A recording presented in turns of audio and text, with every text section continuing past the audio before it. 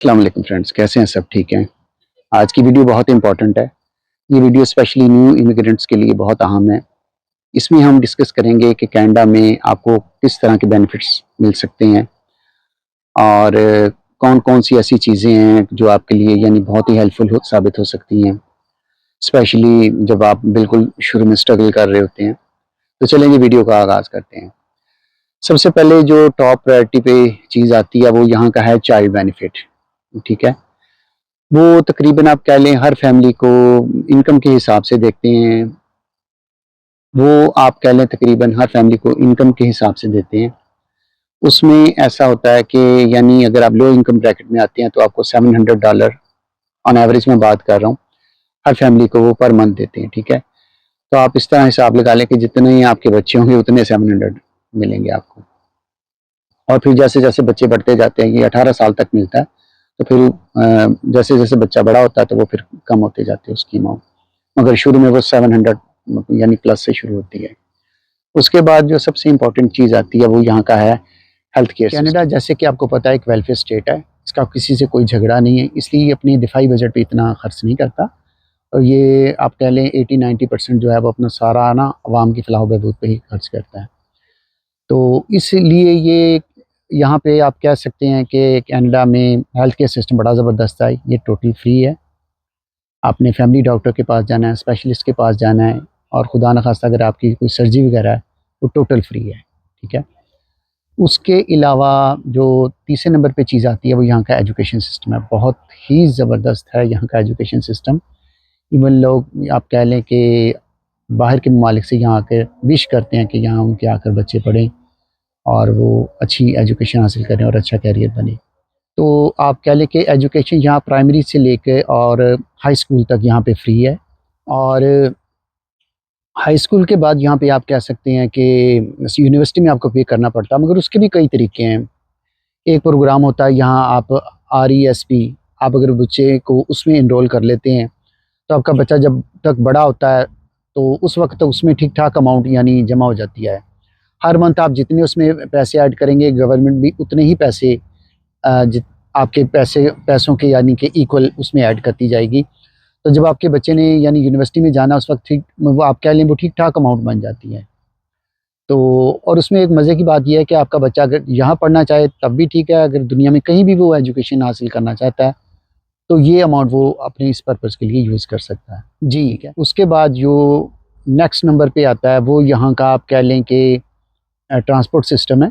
Specially मैं Toronto की बात कर रहा हूँ क्योंकि मोस्टली इमिग्रेंट्स आपको पता है कि ओंटारियो में आते हैं और ओंटारियो में जो होते हैं वो 90% टोरंटो में ही बैठ जाते हैं।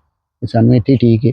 उसकी वजह ये होती है कि यहाँ पे ना जॉब्स अपॉर्चुनिटी बहुत ज़्यादा बिग सिटी है, प्रोविंशियल कैपिटल है ये। तो टोरंटो में आप कह लें इस तरह है ये ट्रांसपोर्ट का सिस्टम कि यहाँ पे इनके जो होता है ना इदारा उसको TTC कहते हैं ट्रांसपोर्ट के, तो वो बड़ा ज़बरदस्त है। सर्विस सिस्टम भी है इनका, बसेस भी रन करते हैं, ठीक है? उसके अलावा ये जो सबसे ज़बरदस्त फैसिलिटी प्रोवाइड करते हैं ना सीनियर सिटीज़न को और जो डिसेबल वगैरह हज़रात हैं उनको, वो है यहाँ की व्हील ट्रांस सिस्टम। वो बहुत ही ज़बरदस्त है आप कह लें। एक किस्म का वो सब्सिडाइज़्ड होती है यानी सर्विस और उसमें जो व्हीकल वगैरह यूज़ करते हैं वो यानी एक्सेसिबल होती हैं। यानी खुदा न खास्ता कोई बंदा व्हीलचेयर पे है तो वो उस पे रैंप सा बना होता है, वो आराम से उसके अंदर मतलब गाड़ी के वो जा सकता है अपनी व्हीलचेयर के ज़रिए। तो बड़ा ज़्यादा यानी आप कह लें कि उनकी सहूलत के मुताबिक उनको ना मॉडिफ़ाई करके डिज़ाइन किया होता है व्हीकल्स को। और ये आप कह सकते हैं कि बहुत ज़्यादा सब्सिडाइज़ उसका फेयर होता है। यानी कि एक साइड पे अगर आपने जाना है ना चाहे टोरंटो की एक एंड से दूसरे एंड तक, तो अगर आप कैब पे ट्रैवल करते हैं तो हो सकता है $80-90 लग जाएँ। आप सीनियर हैं तो आपसे एक सीनियर टिकट ले लेंगे या TTC का एक टोकन। यानी कहने का मकसद है बहुत ही ज़्यादा सब्सिडाइज़ प्रोग्राम है, बिल्कुल ना होने के बराबर आप अमाउंट पे करते हैं, ठीक है? तो ये इनका एक बड़ा ज़बरदस्त आप कह लें कि एक सर्विस मुहैया करते हैं ये कम्युनिटी को। उसके बाद आ जाता है कि जब आप जो टैक्स पे करते हैं यहाँ पे, ठीक है? और मोस्ट ऑफ़ द टाइम तो मतलब आप अगर यानी आप कह सकते हैं कि लो इनकम में या मिडल उसमें ब्रैकेट में आते हैं इनकम की, तो मोस्ट ऑफ़ द टाइम तो जितना हमने टैक्स दिया होता है ना उसमें से 70-80% तो वैसे ही वापस आ जाता है, ठीक है? एक तो पहला चेक, उसके बाद आता है टैक्स रिटर्न फाइल करने के बाद 1-2 वीक में, ठीक है? बड़ी अमाउंट का एक वो चेक होता है। उसके बाद आप कह सकते हैं कि हर दूसरे तीसरे माह HST GST वगैरह आपको आता रहता है, आपके अकाउंट में क्रेडिट होता रहता है। तो ये कुछ बेनिफिट हैं जो यहाँ पे आप कह लें कि आवाम को दिए जाते हैं, जो बहुत ही ज़बरदस्त हैं। इसके अलावा एक और ज़बरदस्त चीज़ है, वो है सोशल असिस्टेंस प्रोग्राम। मिसाल के तौर पे अगर आप जॉबलेस हैं, आपके पास जॉब नहीं है और आप कहते हैं कि यार मैं कैसे सर्वाइव करूं, तो आप सोशल असिस्टेंस के लिए अप्लाई कर सकते हैं। उसमें वो आपका एक छोटा सा इंटरव्यू लेते हैं और उसके बाद आपको बहुत ज़्यादा तो नहीं मगर एक रीज़नेबल 520 या 525 वो आपको पर मंथ देते हैं। तो आप देख लें, अगर एक फैमिली के 2 3 या 4 जितने भी फ़र्द हैं उस हिसाब से, यानी एक फैमिली का आप कह रहे गुजारा हो सकता है उसमें, ठीक है।